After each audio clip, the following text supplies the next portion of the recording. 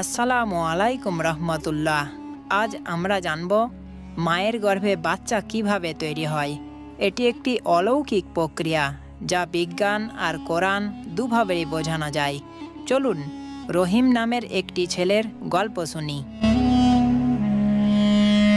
রহিম তার দাদিকে জিজ্ঞেস করল, দাদি, মায়ের পেটে বাচ্চা কিভাবে আসে? দাদি হেসে বললেন, শোনো, আমি তোকে সহজ করে বলছি। বিজ্ঞান বলে বাবার শরীরে থাকে শুক্রাণু আর মায়ের শরীরে থাকে ডিম্বাণু। এই দুটি মিলে একটি ছোট কোষ তৈরি হয়। এই কোষ মায়ের গর্ভে জরায়ুতে থেকে ধীরে ধীরে বড় হয়। মায়ের শরীর থেকে খাবার আর অক্সিজেন পেয়ে 9 মাসে এটি পরিপূর্ণ বাচ্চা হয়ে জন্মায়। এটা বিজ্ঞানের ব্যাখ্যা।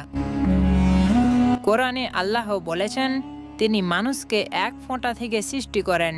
সূরা আল মুমিনে আছে, মানুষ এই ফোঁটাকে ধাপে ধাপে বাচ্চায় রূপ দেন। প্রথমে ফোঁটা, তারপর জমাট রক্ত, তারপর মাংসপিণ্ড।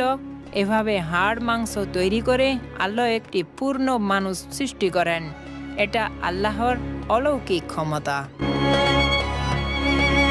রহিম বলল, দাদি, বিজ্ঞান আর কোরআন তো একই কথা বলে, শুধু ভাষাটা আলাদা। দাদি হেসে বললেন, ঠিক বলেছিস রহিম।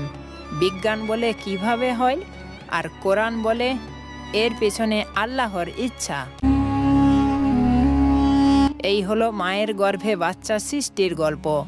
বিজ্ঞান আর কোরআন দুটোই আমাদের এই অলৌকিক প্রক্রিয়া বুঝতে সাহায্য করে। ধন্যবাদ শোনার জন্য। আসসালামু আলাইকুম।